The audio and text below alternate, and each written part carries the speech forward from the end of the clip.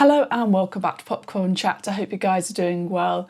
In this video, we're going to be speaking about Stranger Things Season 5 Part 1. After waiting a couple of years, we're now in the final stages of Stranger Things as a show as we start with Season 5 Part 1. As I'm sure many of you know, we'll get a Part 2 on Boxing Day here in the UK and the final part on New Year's Day. So in Part 1 we had 4 episodes which brought together all these characters we know and love and all their different storylines, and it's finally coming together and it's all building towards the same narrative now. In the last season they were kind of split up, but this time we're all together with the same objective: to take down Vecna. During season 4 and 5, the creators made a West End show which focused on the adults in Hawkins when they were at high school, and that is about the same age as when Vecna was in high school, and we learn about how he got those powers and those first experiments he had with Papa, and we can see how he becomes what we know him as in the TV show. I was glad that I saw the show because I feel like they're weaving that a lot more into season 5, especially seeing Mr. Whatsit or Henry in these kind of dreamlike sequences or flashbacks to memories with Max.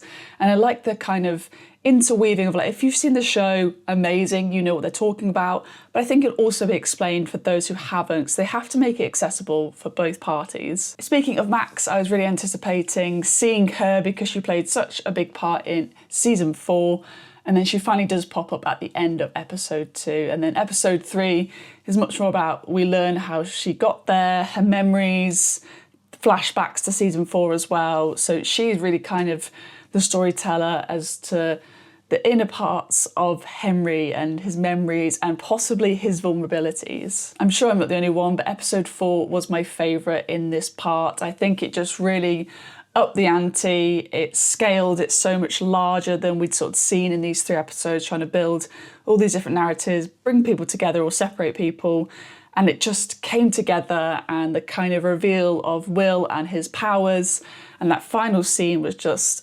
amazing. It was just so cinematic and so exciting and thrilling. I was up on my feet screaming with excitement. I was like, this is so cool. And the way in which they shot that final scene was really interesting. We had a lot of moving parts.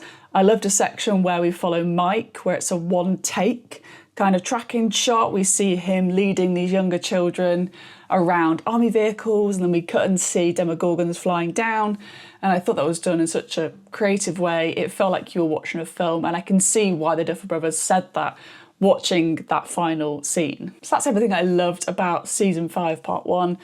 But there were some negatives. One thing I noticed early on in this season is that they're definitely relying a lot on green screen, whether it's Elle and Hopper in the Upside Down, or whether it's Steve and Jonathan racing up the telephone mast. I was like, oh, that's so bizarre. It's giving Florence Pugh in Black Widow kind of CGI bad. And it just seemed to be quite obvious this time round. Same with some of the Demogorgons. They felt a bit lower budget than usual. Whether they're being rushed, I'm not too sure. It really reminds me of Del Toro's Frankenstein, which came out with the wolves. I thought that was really poorly done CGI. And same here with Stranger Things Demogorgons. I feel like they've dropped in quality. When they're smaller, it just completely fades away.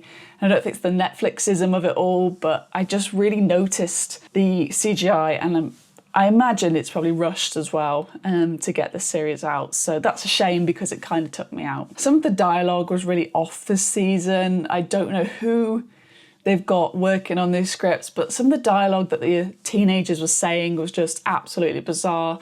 There's one where like Lucas is like under the tunnel, he's like, oh, I can make it soft. What? Why are we saying this? And there's something that Derek says as well about his sister being fat. And just some of the language and the kind of, they're trying to write comedy into it, and it doesn't feel the same as it has in previous seasons. And it just really felt so jarring to me in some of the dialogue between the characters, especially in high school or in home settings, but it's just really weird. I hadn't really picked up on it before, but for this part I did.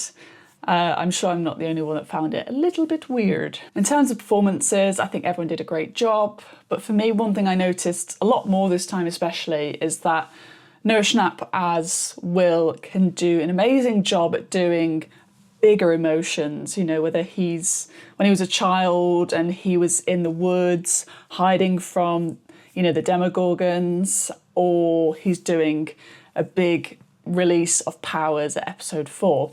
But when it comes to high school settings and smaller moments, I don't think he's too great at it, and it really kind of stood out to me in episode 1, I think it was.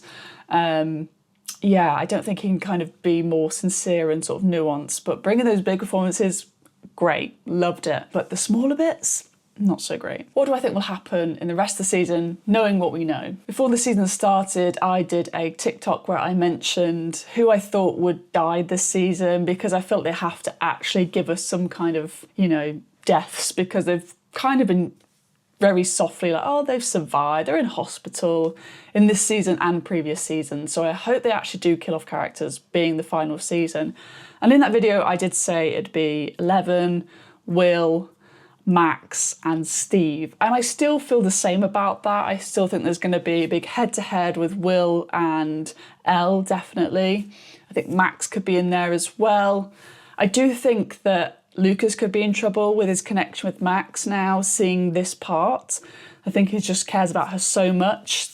That could maybe jeopardise his safety as well. I do think Robin could be in danger because she's played such a big part in season 5, part 1, and allowing Will to understand who he is as a person and therefore unlocking his powers. She could be maybe caught in the middle of that, and I think we've been able to kind of empathise with her this part and get to know her a bit more, and obviously like her girlfriend as well in the hospital. So she could be up for being killed.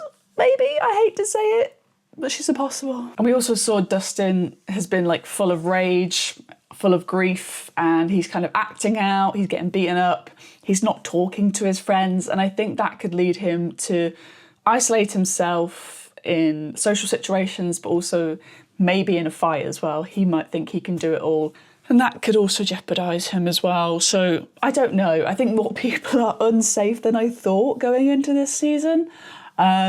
I think it's anyone's game, to be honest, which I like because then there's stakes. I do like that we learnt more about Vecna in the series, especially in his Henry form or his Mr. What's-It form. I think it was a great way of using Jamie as an actor, not just covered in prosthetics, but letting us see his face, and he's allowing to perform in that way. And we're also getting to learn more about him as a person, whether that's through the play or you're coming to it a bit more fresh-faced. There is a theory going around that Miss Kelly, who was Max's counsellor in season 4, will be his girlfriend that he kind of liked in the play. People have said that could be Miss Kelly.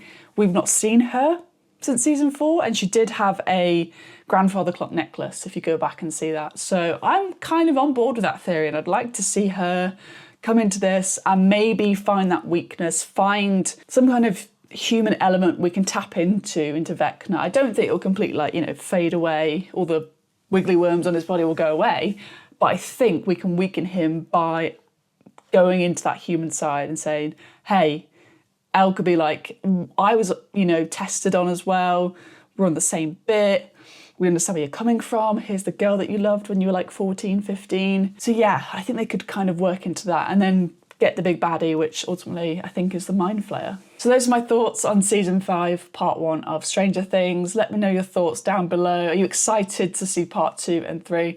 And let me know your theories down below in the comments. Thank you so much for watching this review, and I'll see you guys very soon for another popcorn chat.